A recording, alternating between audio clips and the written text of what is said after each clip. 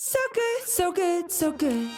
Great brands, great prices. Everyone's got a reason to rack. You know they have Marc Jacobs? Nike? Yes. Just so many good brands. Vince, Birkenstock, and more brands you love are at Nordstrom Rack stores now.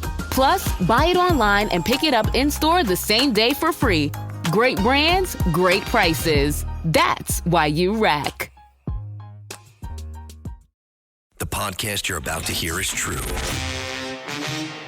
The names have not been changed to protect the innocent, the guilty, or anyone else. If you're interested in the same type of discussion related to organized crime that you hear in the traditional media, stop listening now. If you're interested in thinking differently or learning something, turn up the volume on your computer, smartphone, or mobile device. This is the Racket Report. Here's Frank Morano. This is the Racket Report. I'm Frank Morano. This is the podcast that delves inside the world of organized crime. But we are indeed at an unprecedented moment in American history. There have been a lot of high-profile racketeering cases before. Racketeering cases involving people like Paul Castellano, John Gotti, many, many others. Some you've heard of, some you haven't. But never before has a racketeering case actually involved a former president of the United States and one of the leading candidates to be the next president of the United States. Now, just about the whole country thinks this is a real shame. The Trump supporters thinks this is a shame because you have the racketeering statute being used and abused not to lock up gangsters, but to lock up a political opponent of the current administration. The other half of the country that can't stand Donald Trump thinks it's a shame that we have a former president and possibly future president that may very well be a criminal. And I see what both people are saying, and I totally get it. However, I think this Trump racketeering indictment is an incredible opportunity because when it's just gangsters that are getting locked up, people really don't care about the RICO statute. They really don't care about the Racketeering Act. They really don't care about how it's being used and abused. I view this as an incredible opportunity for the RICO statute to be looked at by the whole public, for the whole country to look at what these racketeering acts supposedly are and whether this is consistent with the Constitution. I think this is an opportunity for the country to learn about how rotten the racketeering statute really is. A man that knows that all too well is somebody that I have a great deal of admiration for. He is somebody that is an incredible spokesperson for his city. He's become so associated with the city that he led that it's almost become sort of a symbiotic relationship.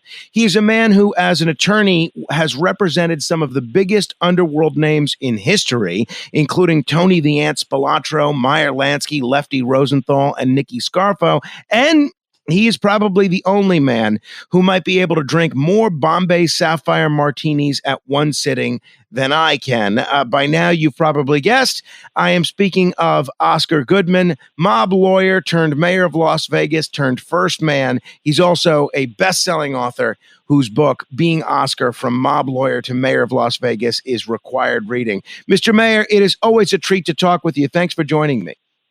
Frank, I love when we have these conversations because your energy is so contagious that you're so darn smart and you have your finger and your pulse on the right points. And I think you're hitting it right on the button as far as the RICO statute is concerned. First of all, and you didn't ask, but most people, if you put a gun to their head and say, tell us what a RICO statute is, they wouldn't know what you're talking about. It's a abbreviation. I guess they call it, an acronym for, and listen to this one, because you have to be a genius, and even if you're a genius, you don't understand it.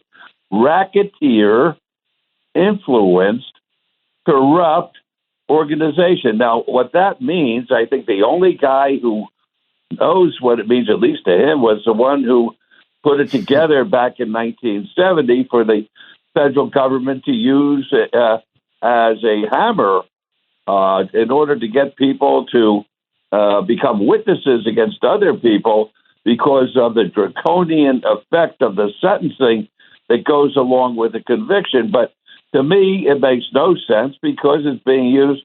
Who's a racketeer and what crimes of racketeering, as the public would understand it, is involved here?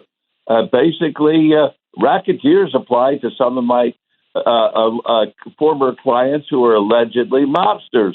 That's what it was supposed to be designed for, but now they use it against anybody in conjunction with other defendants, so they would have horrendous sentences ready to impose if the other people, other than the one that they really want, is going to go to trial, and they try to flip these people by threatening them with these ungodly sentencing that was presumably reserved for the worst of the worst. And it's been abused and re-abused, and it violates just about every single concept imaginable.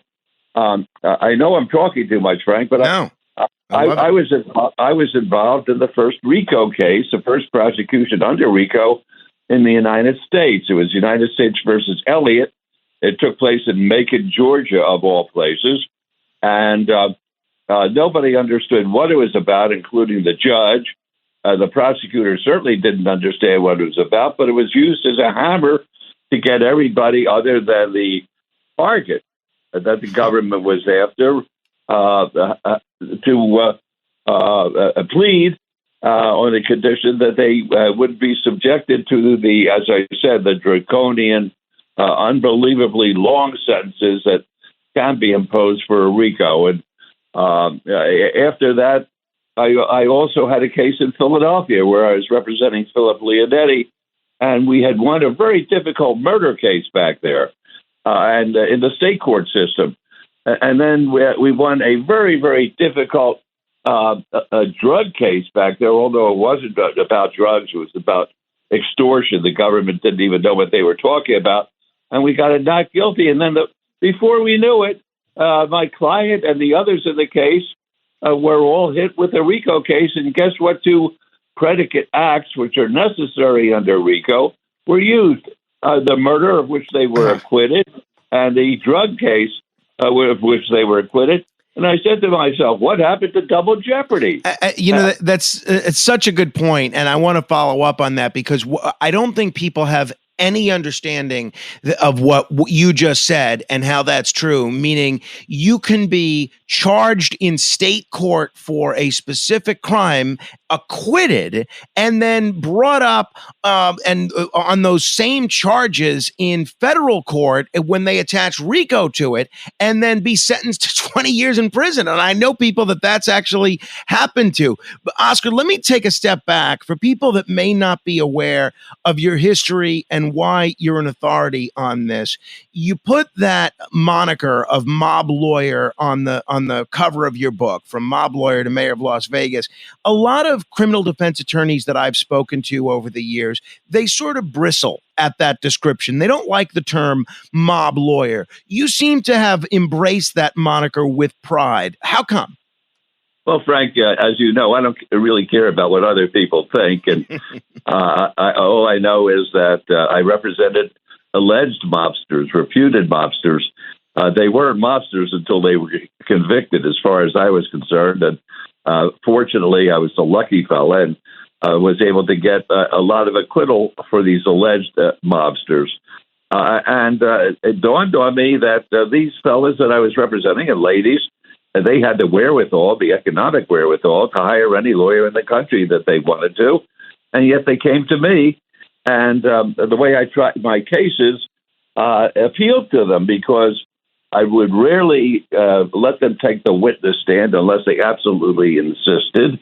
And I would try the government for its misconduct, for its overreaching, and I was keeping the system honest from my perspective and making sure that the Constitution of the United States wasn't a mere technicality, but was the backbone of which our system is based. And the juries, they agreed with me most of the time, fortunately for my clients and myself.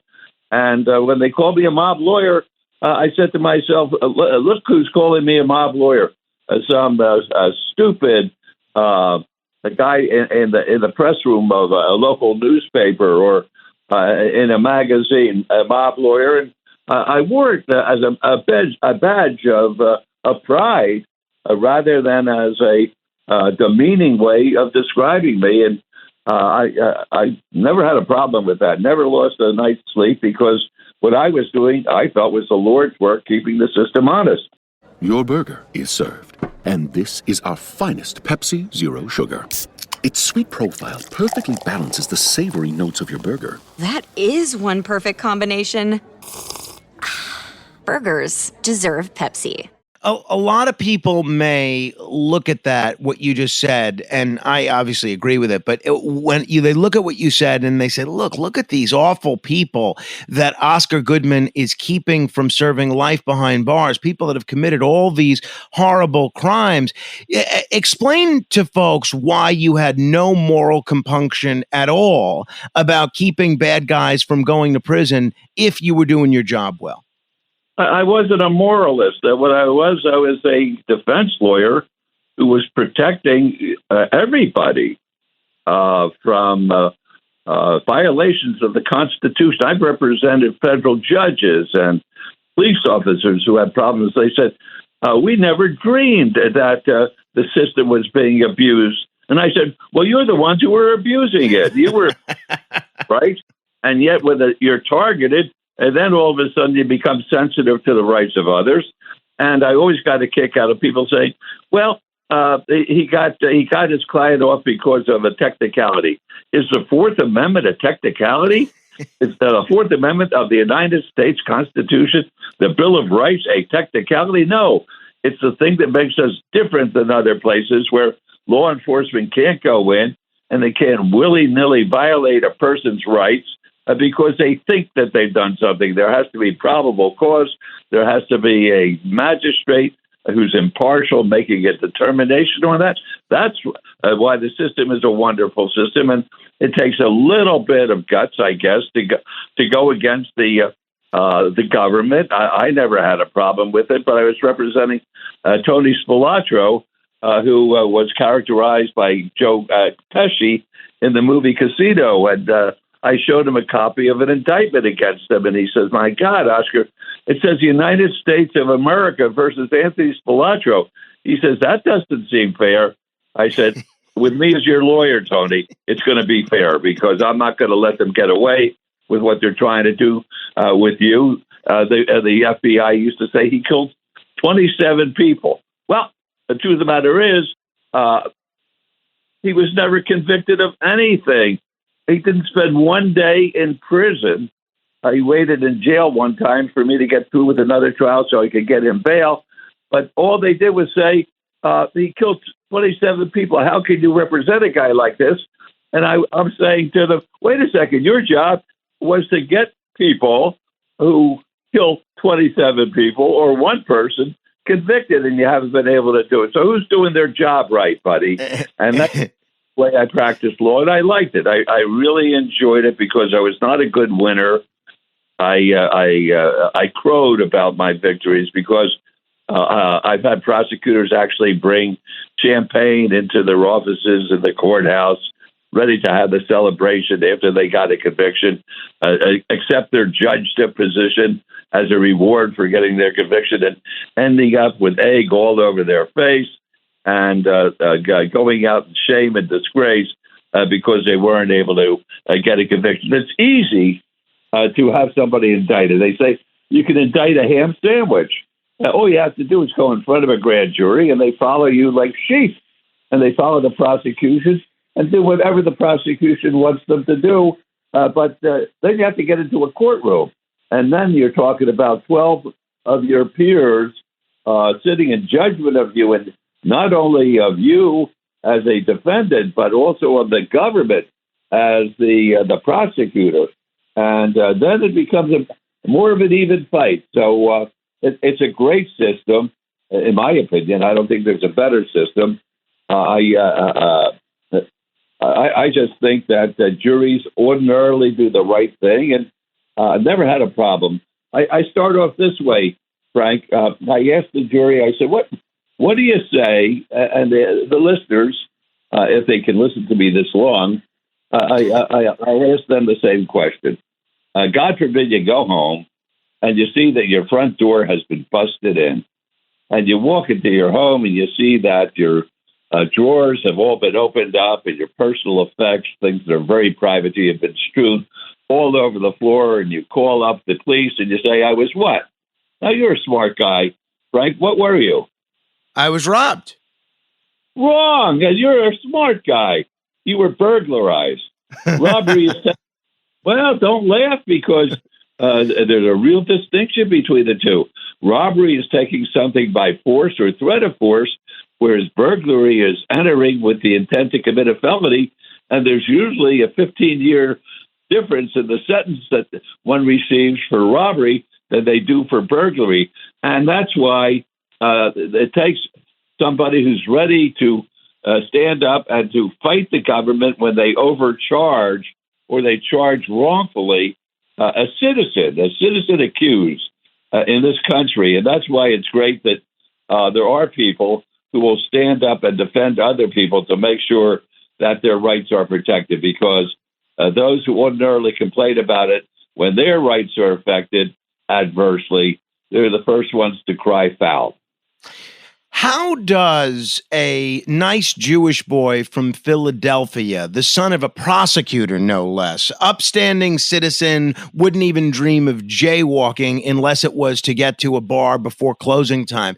How does someone like Oscar Goodman from Philadelphia become so associated with Las Vegas and become known as a mob lawyer? What started you down that path, Oscar?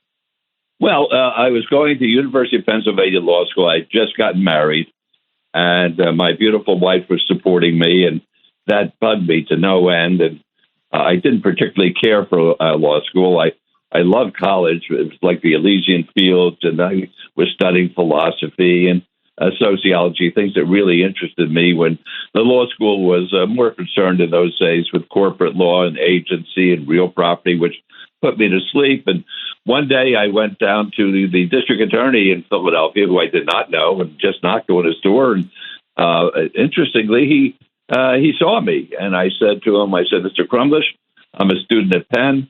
I really would like a job as a clerk in your office while I'm going to... You can't do that. I said, why can't I do it? He said, you can't go to an Ivy League law school and work while you're going there. You have to study. I said, well, the truth of the matter is, I may have to study, but I'm going to flunk out because I've just lost all interest in the curriculum.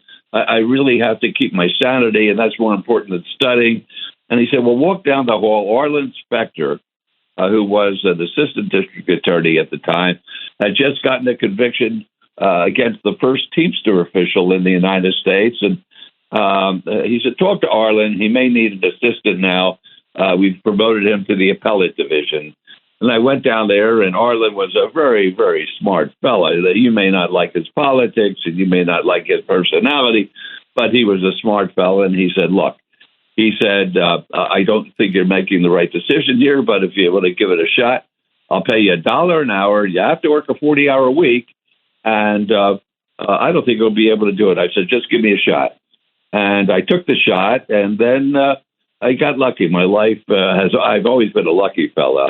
I've always gotten the best of it as far as luck and destiny is concerned. And a wealthy widow was killed in Philadelphia, and the fellows who killed her took $300,000 from under her mattress. Wow. And came out to Las Vegas to launder it in the old sense of laundering money at the crap tables.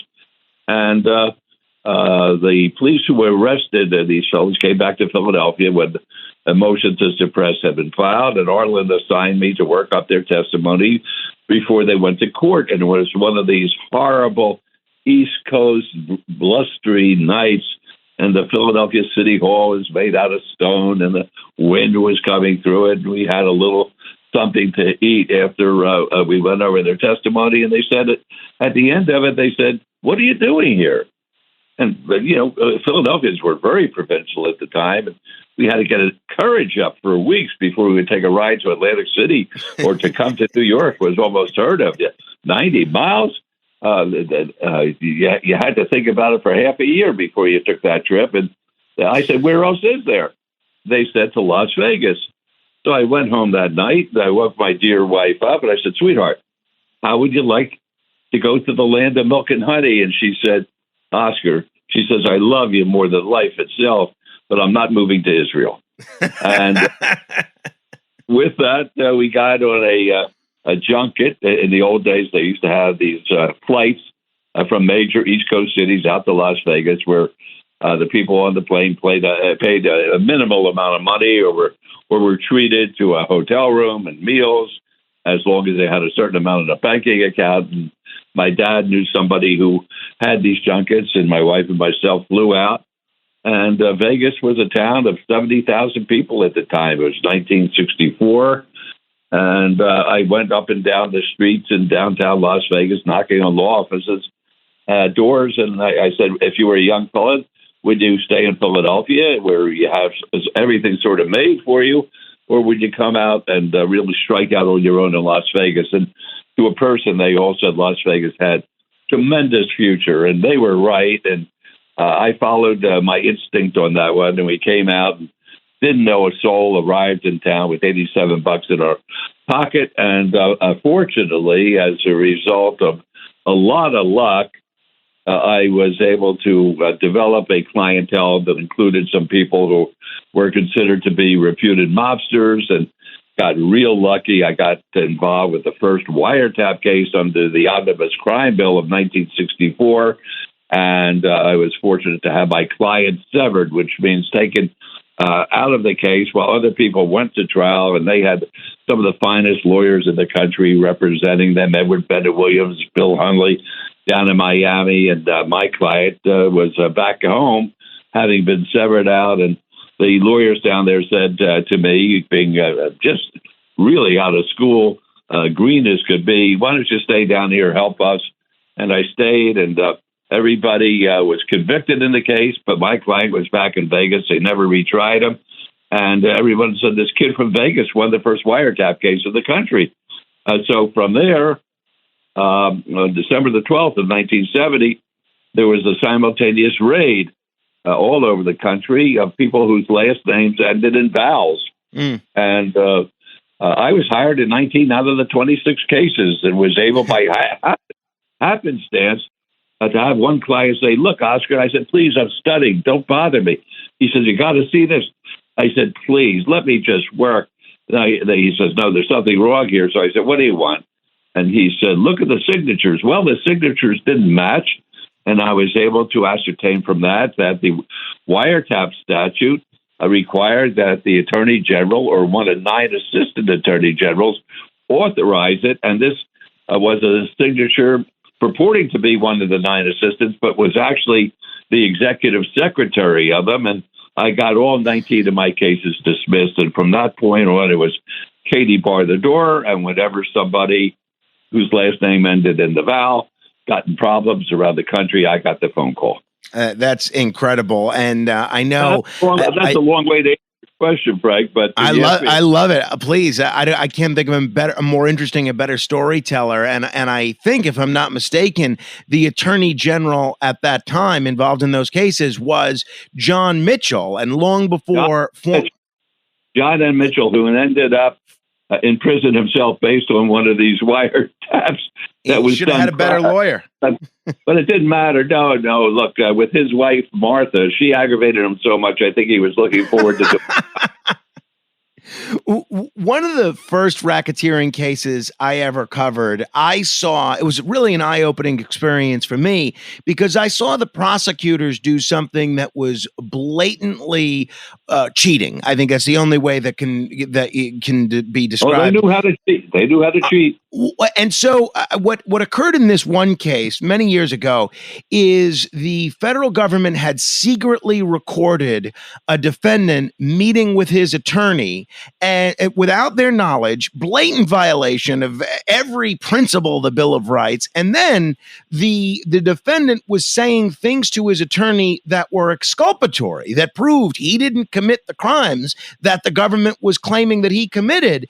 And the government actually went so far, after having secretly recorded this guy for hours, they actually, with a straight face, said to the judge that that recording should not be permitted and not be allowed into court. And I'll never forget what the defense attorney said to me when we broke for lunch after the government, with a straight face, made that motion. He said to me, "Did you see that? They're just as dishonest as we are." And I thought it was such a telling thing. And I thought that was very much on display with what the government tried to do with you in one of your cases involving a Gambino captain by the name of Richichi, in that they actually tried to get you disqualified from cases, in that even though you had not done anything wrong. What was your experience with the government and them trying to kind of go after you? Were you just too good at getting people out of jail? No, it's really a shame that those kind of things happen. They've come to my office sending informants in, and actually sending FBI agents in undercover capacities coming in pretending to be clients or persons who would affect the client, and wanted me to advise them. And thank God I had a little angel on my shoulder, and the angel said, you can't do this and represent your client and talk to these people the way they want to talk to you. And I always recommended that they get independent counsel, somebody who could independently advise them, so there wouldn't be the accusation that I was going to suborn perjury. And even after I did that, they would call me up and they would say, "That fellow who was just in your office, he's not just an informant for us. He's actually an FBI agent." I said, "You sent an FBI agent into my office?" And they said, "Yes. And if anything happens to him," they say to me, now listen to this one, "if anything happens to this FBI agent, we're going to hold you responsible." I used an expletive then to tell them to go F-bomb themselves, and said, "I'm not an insurance broker for the federal government. You can F-bomb yourself," and walked out. And they tried to indict me, believe it or not, for obstruction of justice. Now, if I had sent them to a friend of mine, they would have said there was a conspiracy, because a conspiracy was like a dragnet. And they could throw everybody into it and claim that they jumped on the conspiratorial train and they were as guilty as the main person. But fortunately, I gave them the name of three of the finest and most ethical attorneys in Los Angeles, so they couldn't say that I had any kind of influence over them. And still, they went to a grand jury and they tried to indict me. But, if you fight them and you're on the right side, you're going to win. Because I'll tell you why. Jurors are able to tell the difference. Jurors are very, very smart people, and as a whole, it's a smart animal. A jury is a smart animal that knows what's right and what's wrong. And if they look at a lawyer and they see that the lawyer is telling them the truth, and I never said my clients are good boys or good ladies. That wasn't what I was doing. I was saying how bad the government was. They had to make a choice. They made a choice. What is more worthwhile?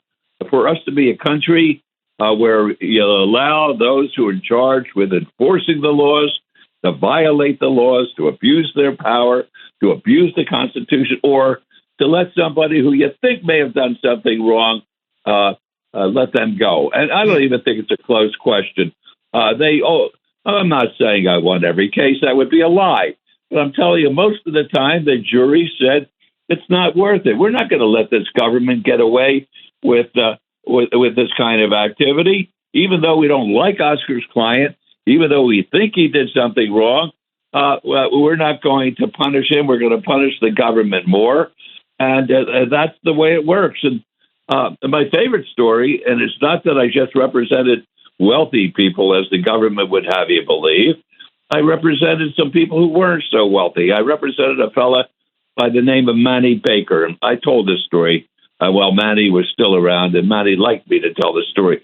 Manny was a poor African-American fella who wasn't the most law-abiding guy in the world. And he got in trouble, and information was given that he would be picking up somebody at Texarkana at the airport and giving them a substantial amount of money in return for controlled substances. And there were three officers who arrested him down there, and they brought him back to Las Vegas, where the phone call took place, which set up this deal. And the first officer gets on the witness stand. I invoked the exclusionary rule, which means that you could ask that witnesses who are about to testify have to be excluded from the courtroom while somebody else is testifying, so they don't copy each other's testimony. And this first redneck, he was a redneck cop from Texarkana. He was fat, he was ugly, and he gets on the stand and he swore to God. And to me, that means a lot. You don't swear to God willy-nilly. He swore to God to tell the truth, the whole truth, and nothing but the truth. And he said, well, we went up to Mr. Baker.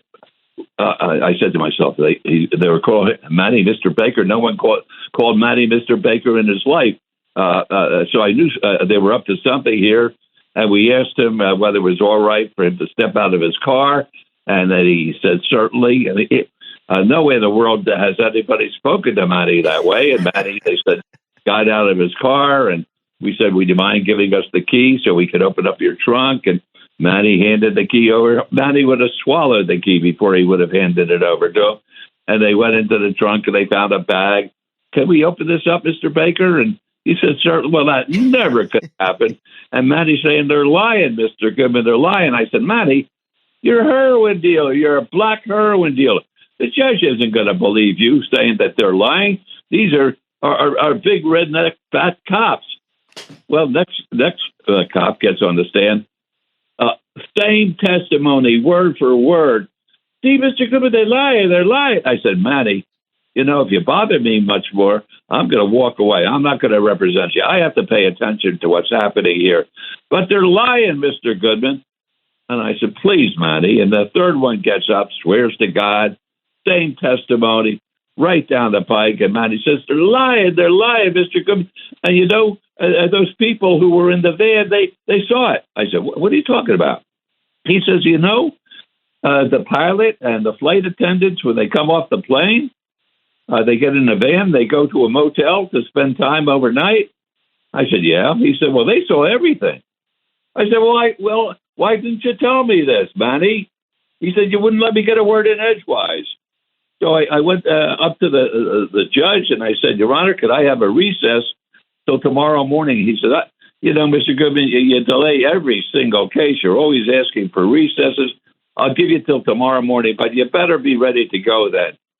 And I went back to my office, and of course we knew the flight because they were waiting for him. We knew the airline, of course, because they testified about that. And I contacted the airline, and I knew the name of the pilot after 5 minutes, and I called the pilot at home, and I asked him whether he would come to Las Vegas and testify as to what he saw, not telling him what he saw, but asking whether he would testify as to what he saw. I said, surely. So he came down. I met with him that morning before we went to court. He gets on the witness stand, identifies himself, and I said, tell the judge what you just told me this morning for the first time. And before I even had an opportunity to really discuss this with you, he said, there was this black guy who was in a Cadillac right on the curb, and we got into the bus, and we saw three fat cops come up. They didn't call them redneck cops, fat cops, going up to the car, opening the door, grabbing this fella, throwing him on the ground, putting cuffs behind his back. All three pulled their guns and pointed at his head. They reached in and took the keys. They went back to the trunk. They took out a briefcase. They opened it up, and they arrested him. And Manny said, see, I told you, Mr. Goodman. I said, are you telling me that what you just said is the honest to God's truth? They said, sir, it was like Miami Vice. He said, I have never seen a citizen abused the way your client has been abused. And with that, the judge suppressed the evidence, and a person who was dealing with heroin and a heroin transaction was found to be able to rely on the Constitution of the United States, on the fact that prosecutors can't lie and get away with it. And it was a beautiful thing as far as I'm concerned. And you know, the end of the story, Manny walked out of court a free man. That's not the end of the story. The end of the story is that the three fat redneck cops didn't even have a letter put in their file about how they lied, and they were able to do it against some other citizen who wasn't fortunate enough to remember that there was a van with a pilot and a flight crew who saw what happened when they were abused. It's such a great story on the one hand, but such a sad story for that very reason. But I love hearing stories like that because most of us, myself included, grow up thinking that the world is a very black and white place, that prosecutors, cops, and law enforcement agents are the good guys, and the guys that are out committing crimes are the bad guys.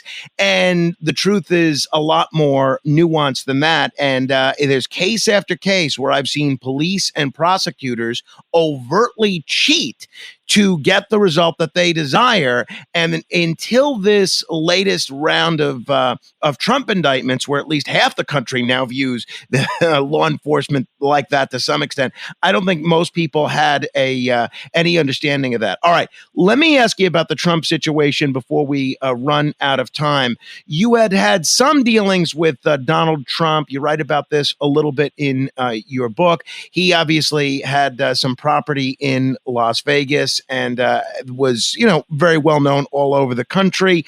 You have been pretty critical of Donald Trump as a presidential candidate and as a president, both on style and substance.